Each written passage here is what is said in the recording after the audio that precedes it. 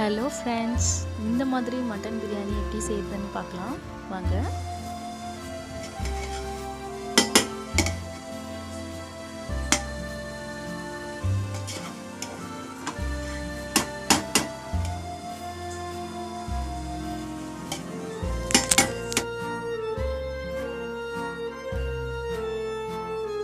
Unit அரிசி 3 ஆழாக்கு எடுத்துருக்கேன். பெரிய வெங்காயம் 5 கட் பண்ணி வச்சுருக்கேன். அதே ஈக்குவலாக தக்காளியும் எடுத்து கட் பண்ணி வச்சுருக்கேன். அரை கப்பு தயிர், தேவையான அளவு புதினா கொத்தமல்லி எடுத்து நல்லா அலசி க்ளீன் பண்ணி வச்சுருக்கேன். இஞ்சி பூண்டு தேவையான அளவு எடுத்திருக்கேன். இதை நம்ம மிக்ஸி ஜாரில் மாற்றி பேஸ்ட் பண்ணி எடுத்துக்கலாம். ஒரு லெமன் எடுத்துக்கோங்க. நெக்ஸ்ட்டு ஒரு நட்சத்திர சோம்பு, 3 பட்டை, 8 கிட்ட லவங்கம், 5 ஏலக்காய் எடுத்திருக்கேன்.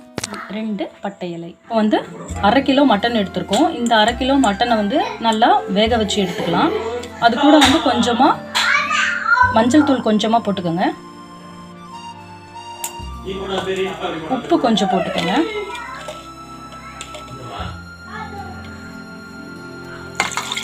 ஒன்றரை கிளாஸ் தண்ணி விட்டுட்டு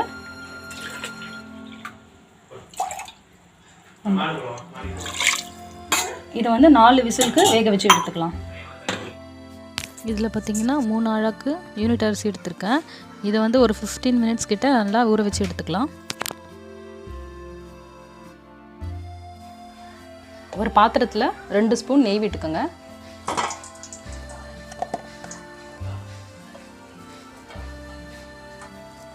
மூணு ஸ்பூன் கிட்ட எண்ணெய் விட்டுக்கோங்க.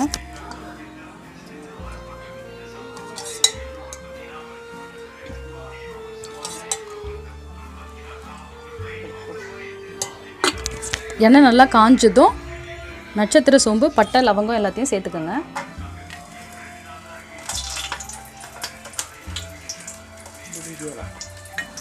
நெக்ஸ்ட்டு ஆனியன் சேர்த்துக்கலாம். 5 ஆனியன் கட் பண்ணி வச்சுருக்கேன்.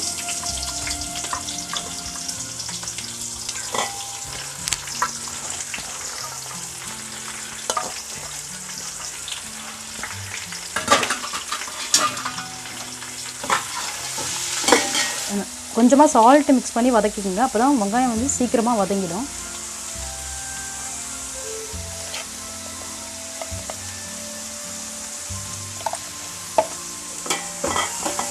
நெக்ஸ்ட்டு இஞ்சி பூண்டு பேஸ்ட்டு ஆட் பண்ணிக்கலாம்.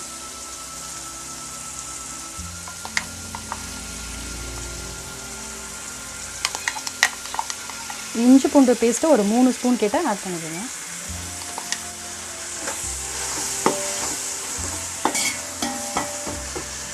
நெக்ஸ்ட்டு 5 தக்காளி கிட்ட கட் பண்ணி வச்சுருக்கேன். அதை ஆட் பண்ணிக்கலாம்.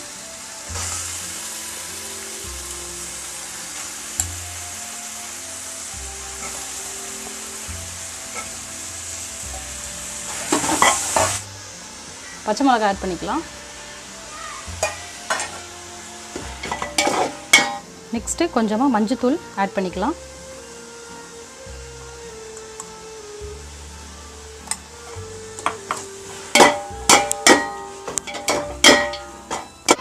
இந்த மட்டன் மஞ்சத்தூள் உப்பு போட்டு 4 விசில் வர வரைக்கும் வேக வச்சு எடுத்திருக்கேன்.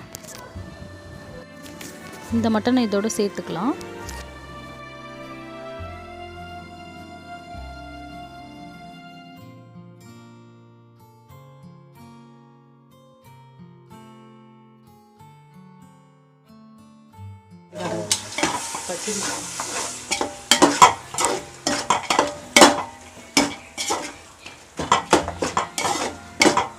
நெக்ஸ்ட்டு லெமன் புழிஞ்சு விட்டுக்கலாம்.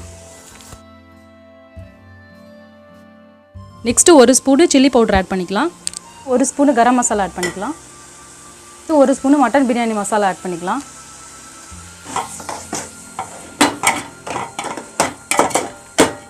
நெக்ஸ்ட்டு அரை கப்பு தயிர் ஆட் பண்ணிக்கலாம்.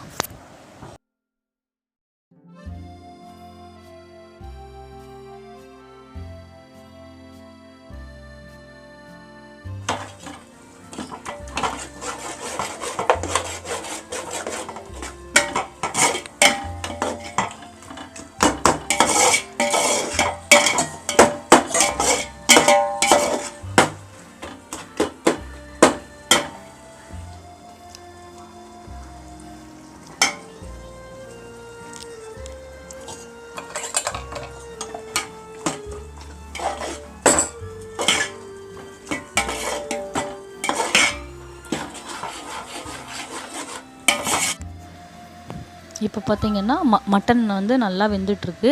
இதில் வந்து உப்பு காரம்லாம் வந்து நல்லா ஏறுற வரைக்கும் கொஞ்சம் நேரம் வேக விட்டுக்கலாம். இதை வந்து நம்ம கொஞ்சம் ஒரு 5 நிமிஷத்துக்கு மூடி போட்டு வேக வச்சுக்கலாம். இப்போ வந்து 5 நிமிஷம் ஆயிடுச்சு. 5 நிமிஷம் ஆயிடுச்சு. இப்போ வந்து மட்டனில் வந்து நல்லா உப்பு அந்த காரம்லாம் வந்து இறங்கிக்கும்.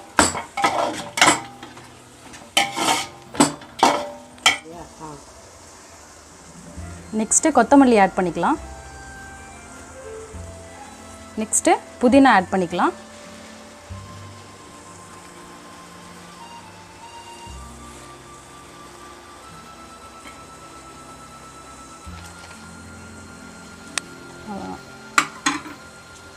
ஆட் பண்ணிவிட்டு நல்லா கலரி விட்டுக்கோங்க.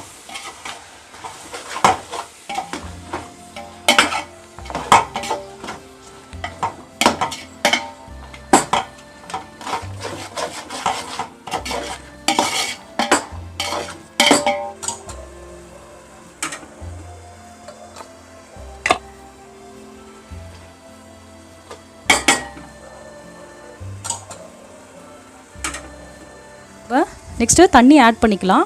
மட்டன் வேக வச்ச தண்ணி இருக்குல்ல, அந்த தண்ணியை வந்து நம்ம அளவு தண்ணியாக அதையே ஊற்றிக்கலாம். நான் 3 ஆழக்கு அரிசி எடுத்திருந்தேன். இந்த கப்பில் 1.5 கப்பு தண்ணி நம்ம ஊற்றிக்கலாம்.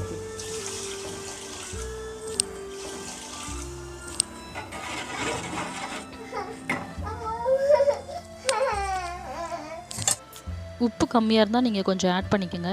இந்த டைமில் வந்து உப்பு காரம்லாம் செக் பண்ணி நீங்கள் ஆட் பண்ணிக்கலாம்.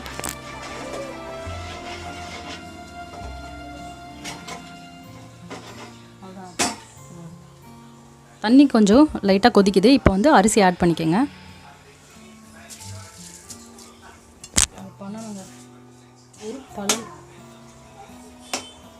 ஓகேவா? இப்போ அரிசி போட்டாச்சு. தண்ணி வந்து நல்லா கொதித்து இழுக்கிற அளவுக்கு கொஞ்சம் வேக வச்சுக்கலாம். அதை மூடி போட்டுருவோம்.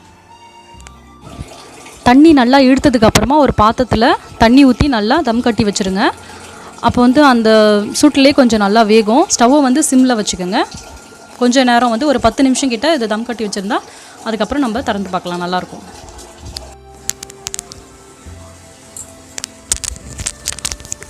வாங்க பிரியாணி எப்படி வந்திருக்குன்னு பார்க்கலாம்.